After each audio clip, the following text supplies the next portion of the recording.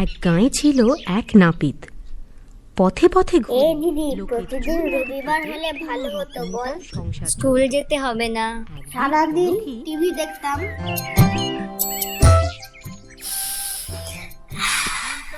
কি সুন্দর গন্ধ রে। মা মনে হয় মাংস রান্না করছে। চল নিয়ে আসি। আলিশ বিনামূল্যে। কেউ কানেও তোলে না, তাও দেয় না। আজ হলোটা কি? চুল কাটালে এটা কি হলো? কই কিছু হলো না তো। তুই মাংস নিলি কেন? তো কি হয়েছে? এক পিস মাংস কম খেলে কি পৃথিবী ধ্বংস হয়ে যাবে? তুই দিবি কি দিবি না? না, দিব না।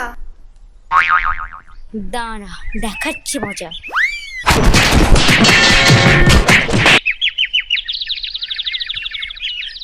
আর নিবি?